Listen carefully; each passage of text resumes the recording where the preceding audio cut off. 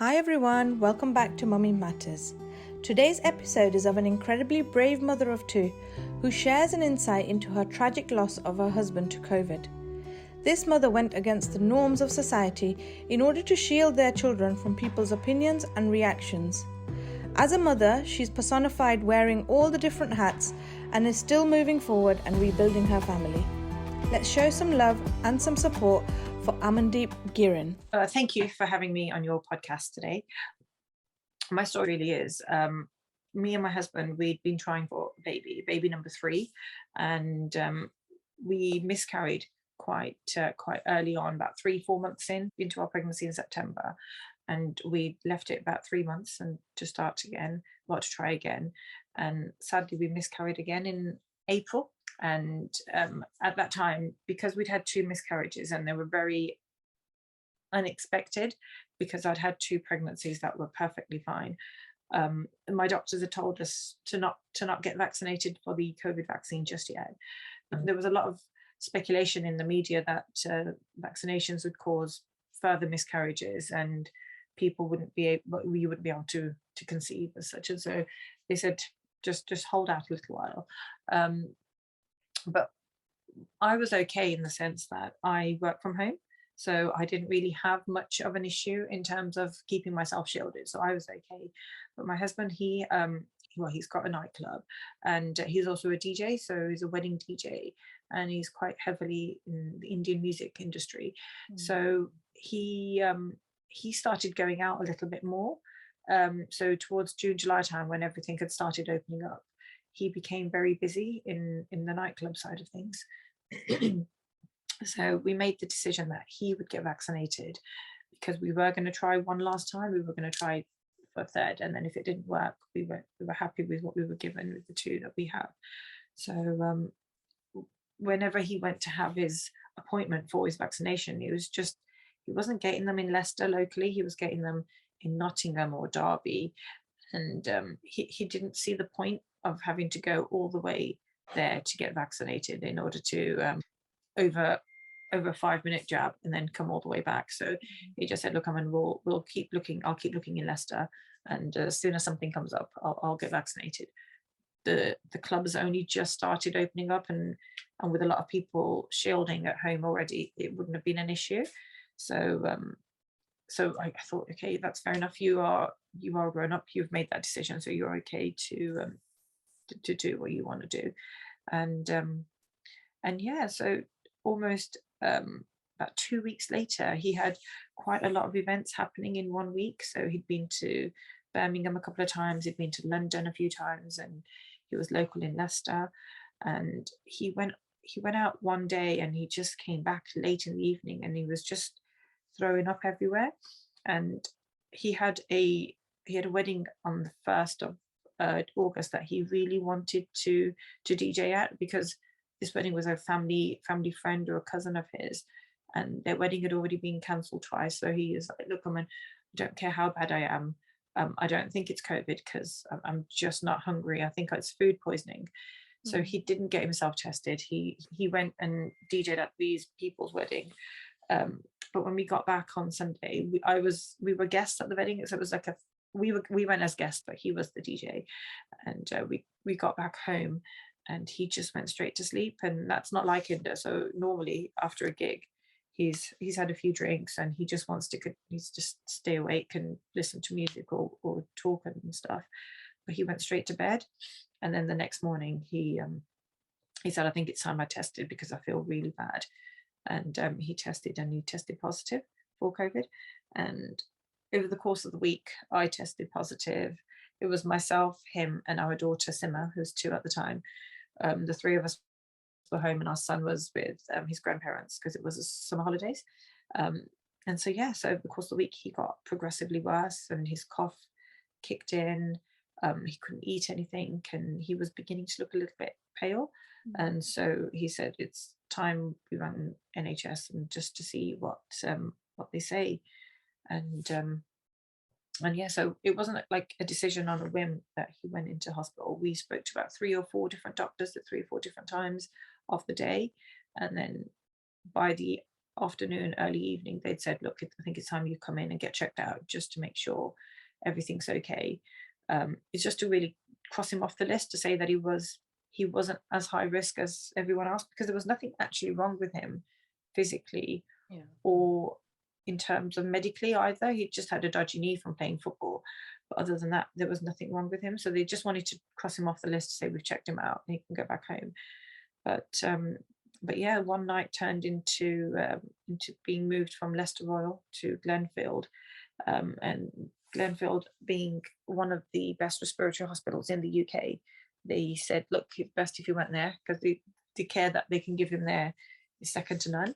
So he went, and a few days turned into a week and a half, and then I was called at like 2 o'clock one Tuesday morning. So he'd been there for about just over 10 days, and the hospital called me, and they said they were from the ICT unit, and if they didn't take him straight to intensive care, that he would pass away on the ward. So they wanted my consent. So I gave them my consent to take him to ICU because he was non-responsive. And so I was waiting for a phone call back so that they could tell me what had happened, because it's being woken up at 2 o'clock in the morning saying your husband would potentially pass away. It's very scary. And I didn't know who to call. Everyone else was still asleep and nobody knew what was happening. So I ended up waiting, and they called me when he was stable about 9 o'clock later on that morning. They'd said, look, he's stable now, and he's going to call you himself. So he managed, he would text rather than call, because he had a CPAP mask on, or an oxygen mask on, majority of the day. So in order to keep the oxygen flowing in, he couldn't really speak much on the phone. So our conversations were mostly text messages. And he'd stayed in ICU for about 3 or 4 days, and they'd given him really high medication in terms of pain-killing medication, and I'm assuming COVID medication as well, antibiotics. And yeah, so they sent him back out of ICU saying that everything seems to be working fine and you're on the road to recovery. And when he was allowed out of ICU and back in a ward, I was allowed to go and visit him then. So I made daily trips for about 5 days to go and visit him and see how he was doing, and just generally trying to keep his spirits up. But it was a very limited time you could stay in these wards because of risk to your own health as well. So yeah, on the Friday we were told that the weekend's going to go fine. Monday, Tuesday, start preparing to bring him home, because we can't see that there's much issue left with him, and his oxygen intake was decreasing, which meant his blood oxygen levels were increasing. So that's the stability that they wanted in a COVID patient. But Friday night, Saturday morning, something happened and his lung collapsed overnight. And I went back into hospital first thing Saturday morning because he was still on the ward. And the doctors and the hospital nurses said, look, this is very dangerous now, because it seems like something's happened internally, but we won't know until we've had an x-ray done.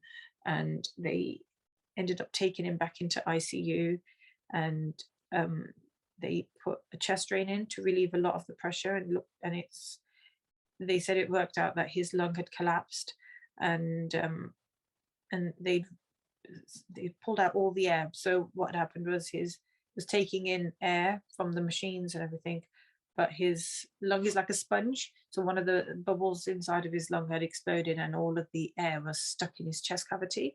And that was what was causing him having so much pressure inside. And so, yeah, so they relieved the pressure and they kept him in ICU. But that happened, his lung collapsed about 3 times in the course of like 2 or 3 days.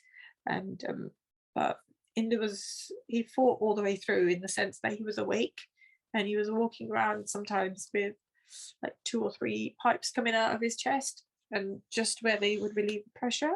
And I had a phone call on the Thursday saying he's becoming very unresponsive, and it was very unlike him because he was still talking. He was the only one in ICU that was still talking, watching Netflix, trying to keep the time going, and sitting up. So he spent a lot of his time sitting up, because they say proning, by keeping your lungs elevated and breathing fully in helps to kill COVID. And so, in the sense that he did everything that he had to do in order to fight the disease. But on Thursday morning, they said to me, it's becoming a little bit too much for him. He's not as strong as he wants to be. And I'd been sending in protein bars, anything I could figure out that would give him energy, whether it was home cooked meals or whether it was the Indian remedies that everyone asks you, and they say, give him this water, make this, send this over. So every morning I'd be taking daily trips to the hospital in the morning to drop off his food, his flasks, and any protein bars, and in the evening I would do the same. But my Thursday morning, they said that he was becoming very weak. So that's when they said, look, you have to come in, Mrs. Gann, you need to make some important decisions. And I brought his brothers in with me. So I'd asked his older brother and Inder's twin brother to come with me, because I think the enormity of what they were about to ask was a bit too much for me to take on my own shoulders. And I didn't, it's that thing, isn't it? You don't want to make a decision that could potentially be against something his own flesh and blood would want. So the three of us went in to see the hospital and the doctors, and they said, look, we're gonna try an attempt of a fourth chest drain. So he'd already had 3 pipes put in, and they said his lung has collapsed once more, and we're going to put a chest drain in. But if that fails, we are going to put him to sleep straight away, in the sense that he needs to be on a ventilator. Now, we'd been told that had he gone on a ventilator, his chances of survival were going to be really low, because then the machine takes over and they're breathing for you. And when your lungs are so badly damaged from COVID, a machine breathing for you will just make them worse. So it's better to breathe yourself, so you know how much oxygen is coming into your body. They went to do the fourth chest drain, and he went down, his stats went down very dangerously, and they ended up putting him to sleep whilst we were waiting in the hospital room. And so that was Thursday, and Thursday afternoon we were told, look, it's going to be up and down, but he's still alive, he's still here. We're monitoring everything, and we'll keep in touch with you. And then Friday afternoon we got a phone call to say, he's very bad, you have to come into hospital now, and you have to come and say goodbye. And when I got there we'd got there with family, and my parents had come up from Birmingham by then, and everyone went to see him, and he seemed like he'd stabilized. So they said, look, there's going to be days where we're going to call you in as a family just to say goodbye, because we don't know what can happen. And Friday night they'd said, look, he's very unstable, he's going up and down, and we'll keep in touch with you and let you know what we can do, if there is anything we can do. And they tried to block off one of his lungs. So through the x-rays, they assumed that his right lung, the one that kept collapsing, was the bad lung. So they thought if they could block off one lung and just work with his left lung, they might give him a chance to let his right lung recover a little bit. But when they went to do the procedure, they realized that it's actually his right lung that was keeping him alive, and his left one was just beyond repair. So they kept him under observation, and the chest drain that they'd put in, the fourth one, wasn't working, so they took it out and put it in a different place. And then that's when things went really wrong. His oxygen was going into his body, but it wasn't coming back out, so the machine was only halfway working. And the way these ventilators work, they work with you, they don't work for you. So if he wasn't pushing out the oxygen, it was staying in his body, and slowly his blood started to circulate carbon dioxide around his body, which slowly started killing his organs. And he had liver failure, he had kidney failure by the time Saturday morning had come along. And that's when they said to us, look, there's a chance that he could have a heart attack and die at any given moment. You have to make a decision. And they'd already said, like, as someone who really wanted him to be here with her, every step of the way. I think I said, look, just if he has a heart attack, just bring him back. And they said they would bring him back the first time, but to bear in mind that in order to bring someone back from a heart attack, they'd have to break his ribs in order to, with the compressions, to restart his heart. And at what point would it be enough if he was to have another heart attack 5 minutes later in order for them to bring it back? And if he was to have a heart attack, it would be really painful for him, rather than if they helped him be put to sleep. And so that's when we decided that his family, we would turn off the life support and see if he could breathe on his own. And they'd said it could last anything up to 25 minutes in order for him, or he could just continue breathing on his own without any issues. But the moment they turned the machines off, he lasted less than 30 seconds. So it was like the machines were just keeping him alive. And yeah, so he went into hospital on the 7th of August and he passed away on the 4th. And yeah.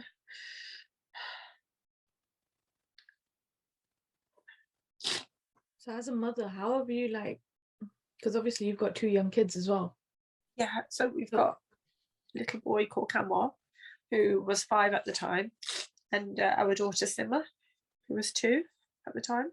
So did they know that obviously daddy's poorly, this is a situation, or? So it's really tough because, and I think this was one of Inder's only regrets in life, was when he went into hospital that day, not knowing that he was never going to come back. So the kids were playing in the front room and he just walked out the door, not saying goodbye to them, thinking I'll be back in about an hour, 2 hours.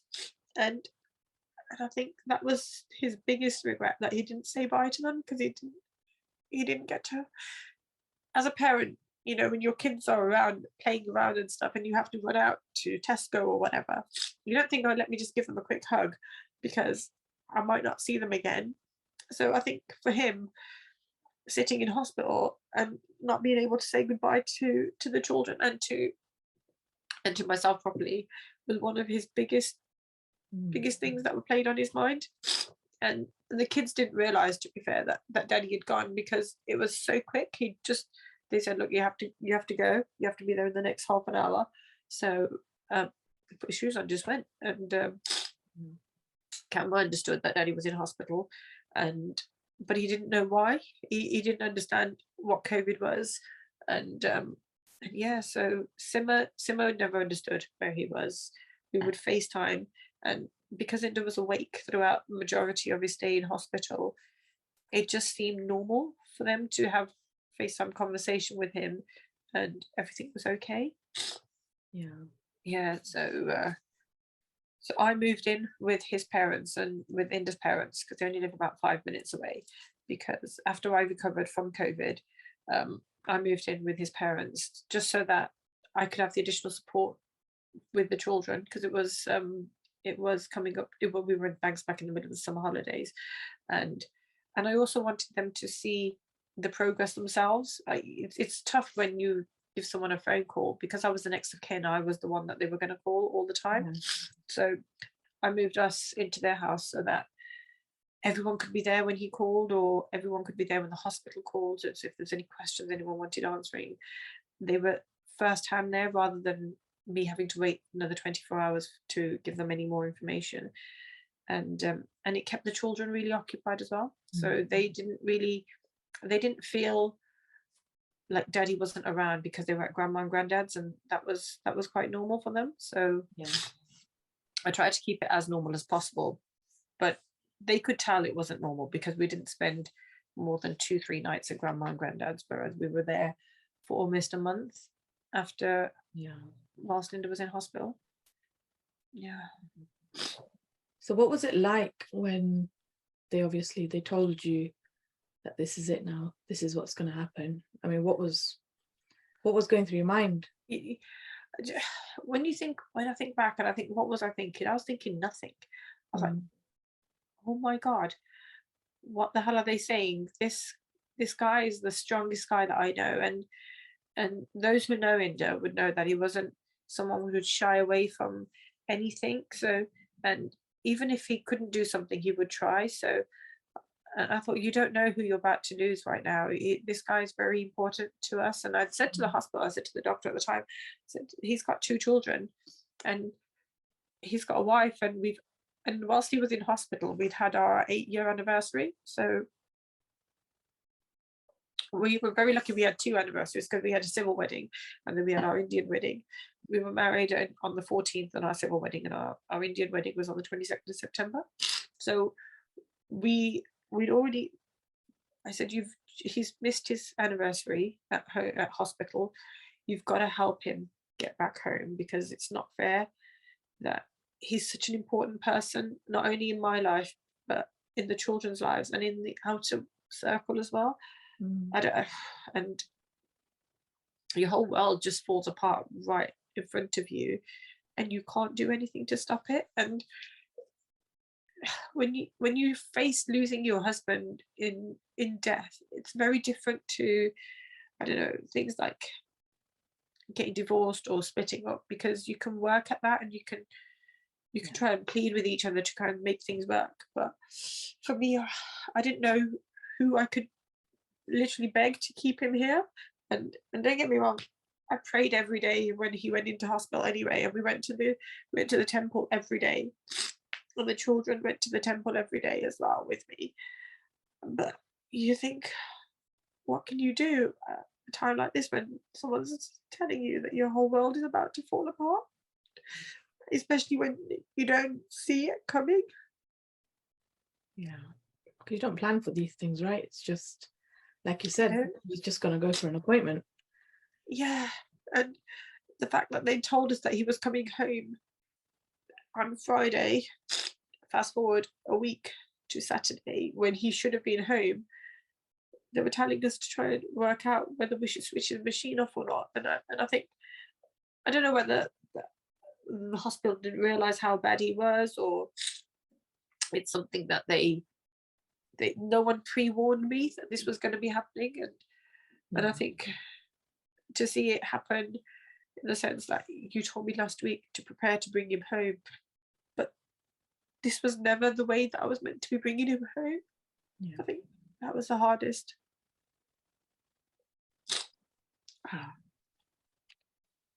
So, like, when you needed that time to heal, how have you built up that strength to be able to kind of heal your kids, be there for your kids, support your kids, when you yourself are, so broken inside, trying to find your own feet almost?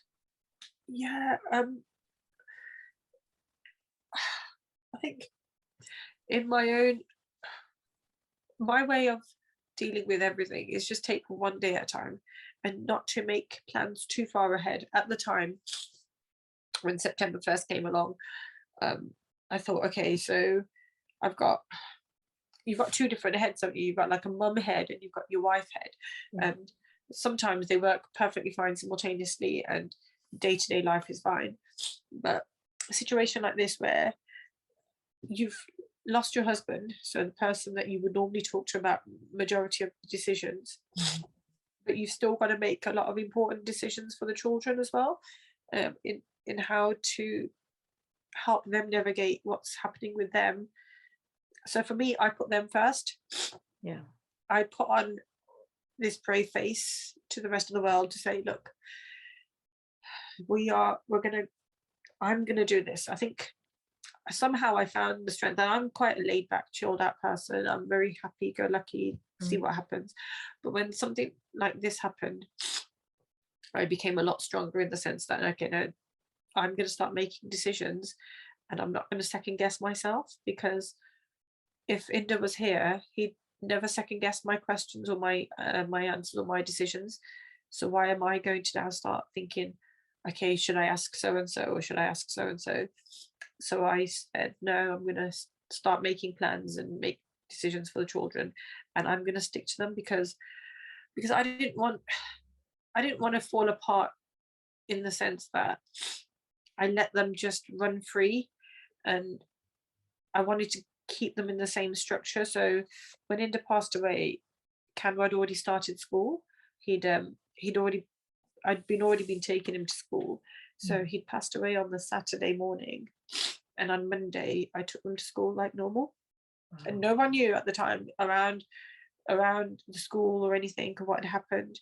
I took Canva to school, and I'd sat down, spoke to his head teacher and his teacher, and I said, look, this is what's happened with Daddy. They knew that he'd been in hospital because I'd kept them in the loop. So after the school holidays, they knew what was happening. And I explained to them, like, his dad has passed away, but I want to keep him in school to give him the same structure. So at home it was terrible because people were coming around to pay respects. And in our culture, it's not one day, it's day in, day out for weeks. And we were still living at mum and dad's house, so it was very abnormal for them anyway. So it was very abnormal for them to be at school on a Monday to Friday and then come home to grandma's house, because that never happens. So I was trying to keep it as contained as possible within my means. And so my decision for the children was they're going to school, and they're going to continue going to school. When they come back from school,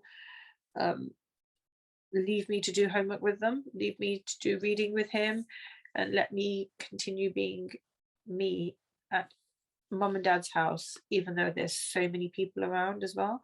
So it was very tough because we had people coming to my in-laws' house to pay respects, but we have a prayer that starts almost immediately after someone passes away. And so we made that decision to have it in our house. I say we, but I chose to have it in our house because it was a choice of having it in your house or it was having it in the Gurdwara. But this was Inder's home, and my decision was he had his own house, and so the part should have happened in his house because it was for him.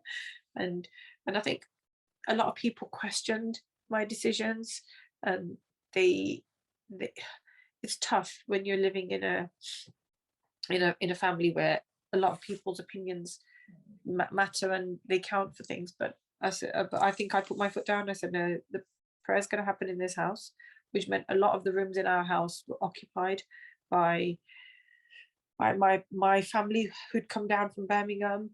They were situated in our house, and we had the art going on, and we had us living in another house, and so trying to deal with a lot of things happening at the same time. And then sadly my mama passed away 6 days after Inder passed away. So there was another death in Birmingham, and so a lot of my family were then separated. So half of them were here, half of them were in Birmingham. And but thank goodness my parents and my friends all came together, and they kept the kids contained within those 2 weeks of having the funeral set and everything. And yeah, so I made some really tough decisions in the sense that I didn't want the children to see their dad that way. And I don't know whether people agree with my decision or not, but I knew that later on in life it would just make it harder for them. I mean, I'm 38 now, and I have flashbacks, and I have moments where I could be sitting there thinking about Inder, and I remember him taking his last breath, and I remember him being in the morgue, and I remember him, when we first went to see him at hospital, and I didn't want my children to ever think of their dad like that. So I made some decisions that people didn't agree with, but because they say he's like, our son is his first son, and he has a son, so he has an heir. So a lot of the elders were saying that he should see his dad one more time before he goes, or he should be a part of the funeral.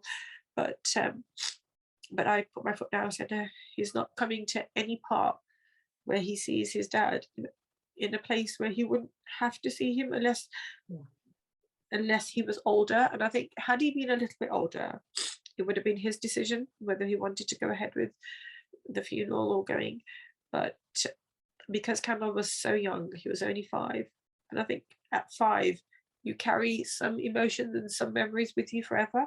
And obviously our daughter was only 2, So for her to see daddy in a box, and she would just want to jump on him because that's what she would do when she would see him, go to hug him. And I think that would have been not only heartbreaking for me, but he would have thought, and I put myself in his things, and he would have said, "What are you doing, Aman? Why are you putting our children through this when you don't have to?"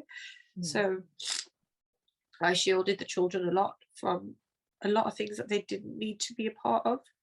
But I did take them on the funeral day. I did take them to the Gurdwara afterwards. So after we went to the crematorium, I came home and I picked them up and took them to the Gurdwara with me, and they came. They paid their respects. They stayed for about 10-15 minutes, so that it didn't keep people happy, because I'm assuming it's not the right word to say, but it kind of put people at ease to know, okay, so the children are part of this. And then I made sure they went back because to a family house, because I think you when you're going through something as bad as this, and you yourself are falling apart, you're trying to be so strong in front of the children. And don't get me wrong, I've explained to the children that it's okay to cry, and we have moments where we do get really upset, but there's some things that they don't need to be a part of, and they don't need to see other people crying as loudly as some people do, and it's just not fair on them. So I then said, look, they have to go. They went back home, and that was the only involvement they had in the whole of Inder's passing, was a half an hour stint at the Gurdwara where they paid their respects, did the ardas, and then they went home. So I think that's where I was really adamant that nobody was going to tell me what I was going to do with the children, because in hindsight, I think looking back, I think I did the right thing, but I know I did the right thing because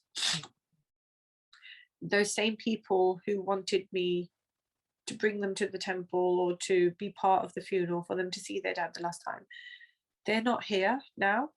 And nobody picks up the pieces on your children when they're crying, and I think sometimes the last memories the children have of their daddy are happy memories.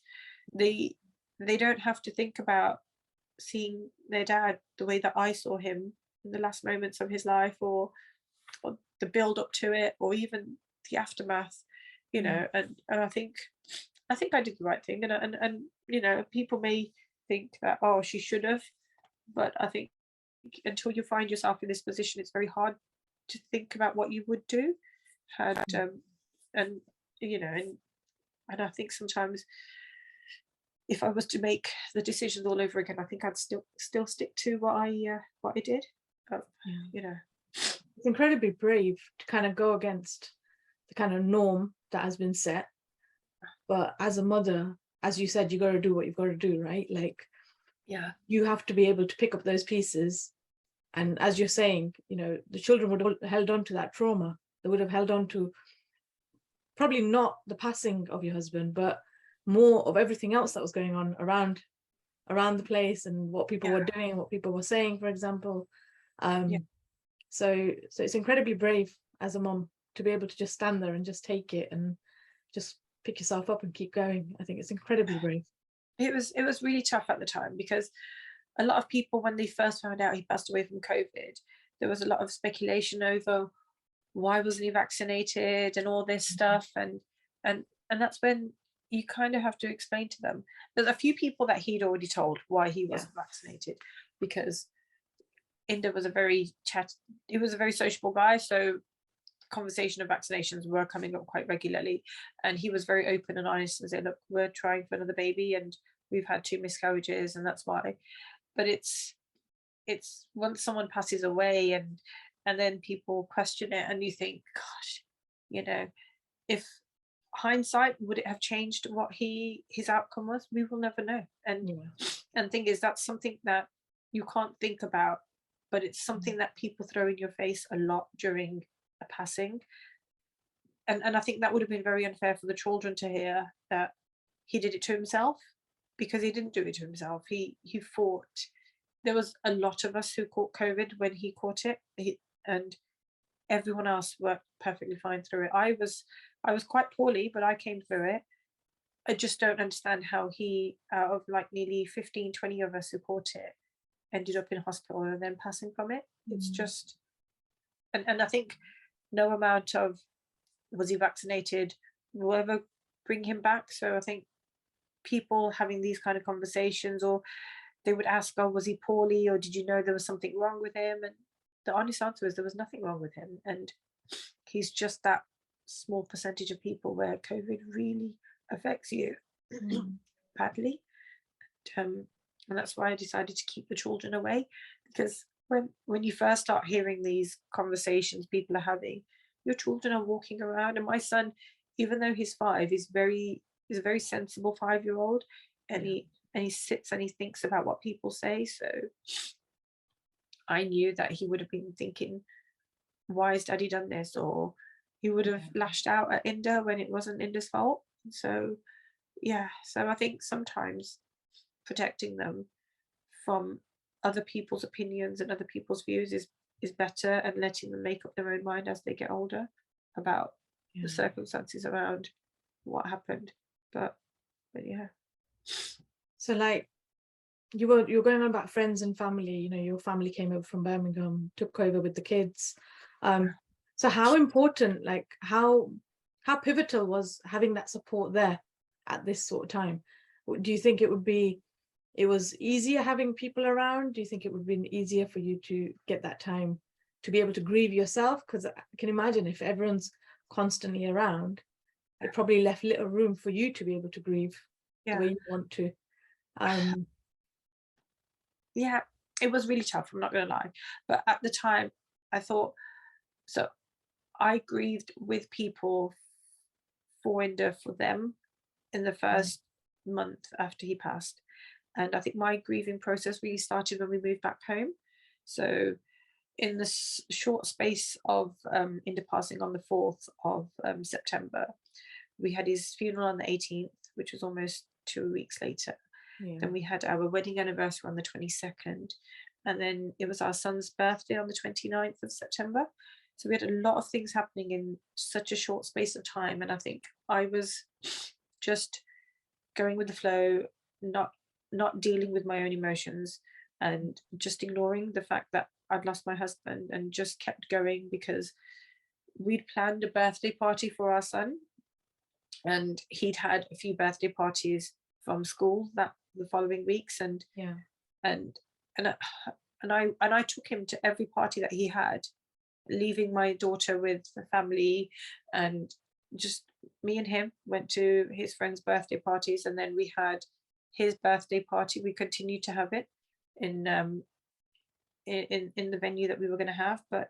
And I think everyone we invited, whether it was his school friends or whether it was the family members, everyone turned up to show support. And that's one thing that I will say about our friends and our family, is no matter what I do or what I ask, everyone turns up. So Inder was very blessed to have a lot of good friends, and they've all been there for me in their own ways, whether it's the wives who ring me, or whether the boys will send me messages randomly, or they'll ask how I'm doing or how the children are doing. But for myself, I found that my friends were amazing, and they pick me up and they carry me forward, I think, sometimes, even when I don't want to. And as I think the person who's lost everything, you kind of want to be there for everyone else, because you almost feel guilty that they're sad because of something that's happened to you. And my friendships that I've made in Leicester were always made from just going out and having fun. And this was a massive test for my friends, because they knew me for me. They weren't my friends because I was Inder's wife.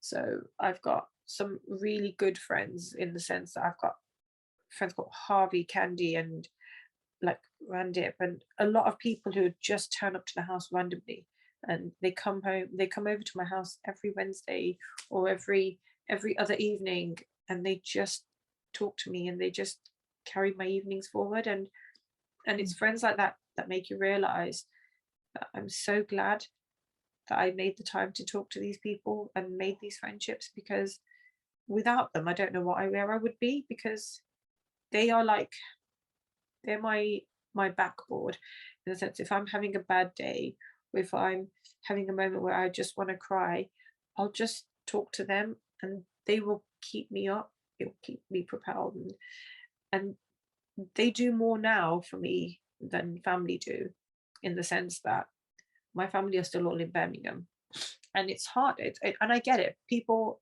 have busy lives. Everyone's life goes back to normal, but these guys, they take the time out of their own days to come and see me, which I find is, I feel really humbled, and I feel like I can't give them anything more than just friendship and tea and stuff, because they don't have to come, but they come every week without fail, or they'll call me. And I've got one set of really close family, like my mama's children, the one who passed away. They always messaged, they always step up, and I don't need to ask them twice. And that's sometimes in situations like this where people say, oh, I mean, we're here for you, just call us. And sometimes you do reach out and people say, oh, I'm sorry, I'm busy that day. But there's some members of my family who will be like, that's fine, Aman. I'm not busy for you. I'll turn up and I'll be there. And the same with your friends. Your friends would drop everything that they have going because they know you need them a little bit more that day. And I think if it wasn't for my friends, I wouldn't be here a lot stronger than I actually am now. And I don't think I can ever thank them enough. Yeah, no, it's good. It's good you've got a good support system around you to kind of help you through. Like you're saying, every day is not going to be the same. You're going to have times when you're going to need that extra support. So it's good to hear you've got people around you.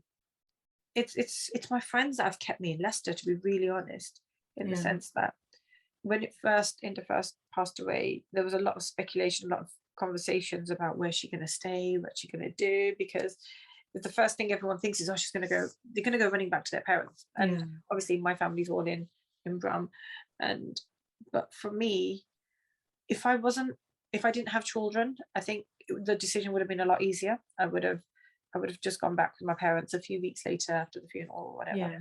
But because I've got children and they have a life here, and I think sometimes it's very unfair, even though everyone tells me the children are resilient, they can pick up wherever you leave them and they'll be able to build new relationships. But I think why should I put my children through something else that's quite traumatic and force them to make friendships at a time where they're already very vulnerable?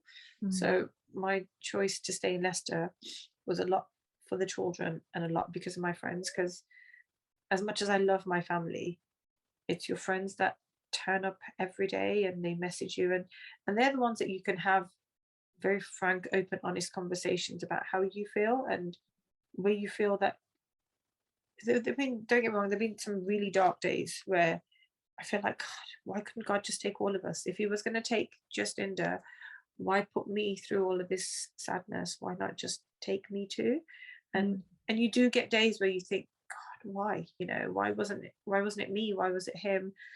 And it's those days where I don't want to ring my mum and tell her, Mum, I don't want to be here anymore. It's days like that where you can pick up your phone and say to your friend, like, guys, I'm having a moment where it's really unfair that he's gone and I survived and he didn't. And that's when they come around and they'll have those open conversations with them. They'll listen. I think that's the best thing about friendship, is listening and not putting your opinions on the person who's already quite vulnerable and just letting that person talk. So yeah, you don't realize how much you're going to need your friends until something like this happens. So on those dark days, how do you're saying, talking to your friends helps you pull yourself out from those dark moments? Is there anything else you did to kind of help you? For me, honestly, it's the thought that Inder's around that keeps me going. And I think if he is watching and he's around, I hope that he's quite proud that we carried on. And the only other thing that's kept me in this world is the fact that if I was to do something stupid or try and take my life or whatever, there's no guarantee that I will be with him, because no one knows what happens after you pass. And I think that's one of the things. And the other thing is the children. They've lost one parent. You know, it would be very selfish of me to think that because I want to be with their dad, that I will leave them alone. And I think those are the two things that have kept me going, really, is the fact that Inder watching, and I hope that he sees us on the good days rather than the bad days, because the bad days are really bad. But I hope that he sees us on the good days where the children are happy and they're smiling and they're laughing, and children are different to the way that we think, because they don't think about the saddest moment of their time all the time like we do. Like, sometimes the thought of Inder consumes my brain all the time. And at first, you know, I still spent ages going through hospital reports and how we could have potentially saved him, whereas the children, they were like, what are we going to color today, you know? So it's very different, the way that our way of processing grief was. And that's one of the things that have kept me going, is the sense that I think if he's watching us and he can see us on the good days having fun, he'll be at peace. And know that we, even though we miss him so much, we've still managed to forge a life after he's gone. And yeah, that's it, really. And I've noticed about that with your kind of the content you put out on your like personal Facebook and things, you kind of leave him, you're kind of still building his legacy almost. You're still like talking about him. You know, I've seen on like birthdays, you've got pictures of him. So you're still keeping him alive in your memories and things, which I think is so important for the kids, because then they're still building that relationship almost. And knowing that, you know, this has happened, but he's still very much part of your life. So I think you're incredibly brave. That's all I can say. Incredibly brave. Did you ever reach out for like professional help? Was there any professional help available? I'm very lucky. So the company that I work for, they offer me private medical care, and so I've been having counselling since November, and I only just finished on Tuesday. I've got one session left, but I've cancelled that up until the week of his first anniversary, because I thought I'd probably need it more then rather than now. And so since November, I've been going to bereavement counselling, and I've reached out to a company called Widowed and Young. So they deal with a lot of families who've lost a parent very young on in age. And with counselling, because I've never been to counselling before, I wasn't sure what to expect or what I had to do. And so you just sit there, and I feel like what I did was, because I didn't know what to do with counselling, and it's not something that you're taught of what you're supposed to do when you go to counselling. You go and you just talk to someone.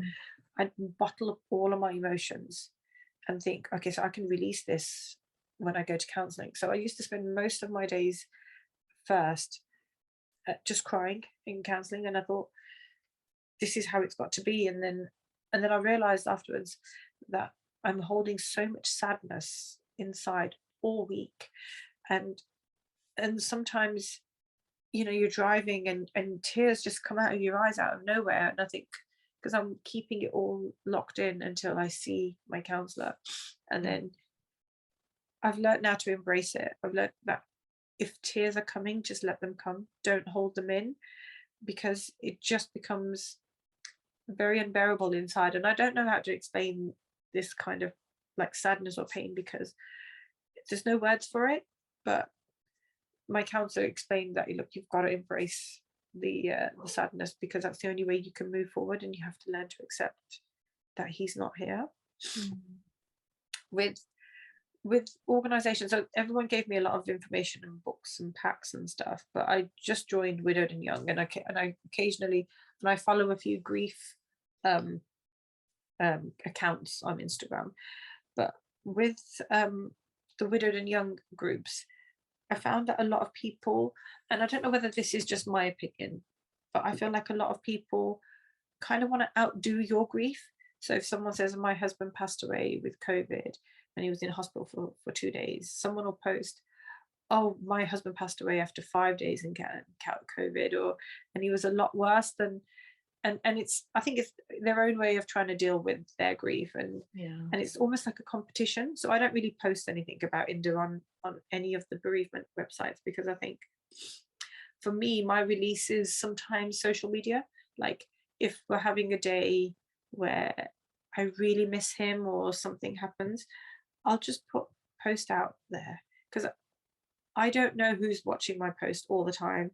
So if it goes out there, it's out of my control. It's out there, and I've had my release, and I've had my moment where I've said what I want to say. But I'm also very conscious of the fact that a lot of my family follow me as well. And I don't want to hurt anyone, and I don't want anyone to think, oh my goodness, someone's having a really bad day. So I limit what I do from my own heart, because I think sometimes I just want to keep that to myself. Yeah. But with the children, I reached out very early on for their help, because I think I went to a company called the Laura Centre for my son, who was 5, almost immediately after Inder passing away. And he's still on a waiting list now. So I didn't want any help. I wanted to help the children, but in order to help them, I had to help myself. So Cam was still on a waiting list at this place called the Laura Centre. It's based in Leicester, and it's a very, very well run organisation, but sadly they're very underfunded. So they said it could be a year to 18 months before he even gets seen, which in a way at first I was very annoyed, because I thought he's 5, he needs that now. But then I thought, the only way I can help him is by being his counsellor in a little way, in the sense that if I throw him into therapy at such a young age, when small, minute things happen later on in life, he may just turn to counselling and not turn to me. And sometimes as a parent, you can kind of logically think for your children and say, okay, so these are the scenarios, what should we do? So in a way with Campbell, I'm kind of glad now that he's still on a waiting list, because I've been able to guide him as well as guide myself and help him. So we have quite open conversations about how he misses daddy and what he wants to do. So over Father's Day, it was his choice to go to Stratford-upon-Avon. He wanted to know where we scattered Inder's ashes, and he wanted to go there. And if it's something that I can do for him, I will always do. And we had a conversation yesterday, because I knew I was going to talk to you today, and I just asked him, look, daddy's been gone for some time now, coming up to the 1-year anniversary. How do you feel? And his response was really sweet, in the sense that he logically thinks about everyone, so about myself, himself, and Simma. So these were the 3 main people in his life. So he'll say, like, for me, he feels really sorry, because I knew daddy, and he sees me get sad sometimes, and he can't do anything. So for me, he feels really bad that I knew daddy the most, and so I'm going to miss him the most. For him, he misses his dad, in the sense that Inder took him everywhere. Inder was very much of a doer, so he would fix everything in the house, and Cameron was always there with him. Or because he was a lot stronger than me, he could hold Cameron upside down by his ankles and swing him. And so Cameron misses that. He misses the physical side of Inder not being there, because everything else he says that mummy can do for me. So if he wants to go somewhere, he knows I'll never say no. And I think I've overcompensated this year. We go anywhere that they want to go, within means. And then for Simma, he says that he feels sorry for her, because she didn't get to spend that much time with him that he did, and he almost feels guilty for knowing daddy longer than she did, and he feels sorry for her because she will forget soon. And obviously she won't forget daddy, because we'll always remind her. But I just think from a 6-year-old's point of view now, and I think he's at a stage where he understands a lot more than he would have had I just thrown him straight into therapy. And we have conversations like this quite quite regularly, because I like to know where he is in his thought process and how he's feeling and how he's dealing with Inder's loss. Simmer is she's getting to that stage where she brings Inder into conversations. So the great thing about Simmy's nursery is that they all went on grief training, because she was one of the first children they've had who've lost a parent whilst under their care. So the great thing about the nursery was that they actively went out to try and help her, and I felt so grateful to them, because I didn't know where to start with her, because she was 2 and she wasn't talking at the time. So they tell me I need to be a little bit more stricter with her, because she's so young and she incorporates conversations with Indo in them. So she'll say, "Mummy, Daddy, Kamwa, Semi, we're going out." I have to try and explain to her that Daddy's not coming with us, which is really hard, because at 3 now, because she's becoming more vocal, it's Daddy consumes her, because him and her, it's weird, because she was only 2 when he passed away, but he was her favorite, and you're not supposed to have favorites as parents, but she always was drawn to him. And I know that he was her favorite, and that's fine, but now I have to try and be the bad guy sometimes by trying to explain to her that Daddy's not here, because if I let her continue, it feels like I'm lying to her that he's going to come home one day. And I have to try and reinforce to her a lot more recently that Daddy's not coming back, and you have to kind of talk them into it whilst holding your own tears back sometimes. And sometimes it works, I'm not going to lie. Sometimes I do start getting really upset, because she'll just catch you off guard, and especially when she cries. So if she gets upset, she'll say that she wants Daddy, and she'll just point to the sky. And I think that's so hard for me to sometimes see, because I think, gosh, at 3, I can't give you what you want, and I can give you everything you want except the one thing that you actually do want. And so I'm very lucky that I've got a good support network with the school and with the nursery, and that if I have a moment or if I have any kind of concern, I can go and see them. And they do what they can to help, but ultimately it's down to me and the decisions that I make that drive them forward. So yeah, we're learning every day, and I think as the children are getting older and they're being more exposed to everything, it's on one hand getting easier, but one hand getting harder. So on that note, I think it's a good like sort of end point what you made, that you're battling every day but you're moving forward. So I think you're incredibly brave, as I've said before. You're incredibly brave. I'm such a boring person. I honestly don't know why you want to talk to me. I'm sure you're going to be an inspiration to many, because as a mother, you've kind of personified wearing all these different hats, as well as kind of still progressing forward, doing what you need to do for your own progression, for your kids' progressions. I'm getting choked up now. Oh, I'm sorry. I bring the sadness. I'm so sorry. No. But thank you so much for sharing your story. I know it's hard to share a story like this, but I'm glad you have.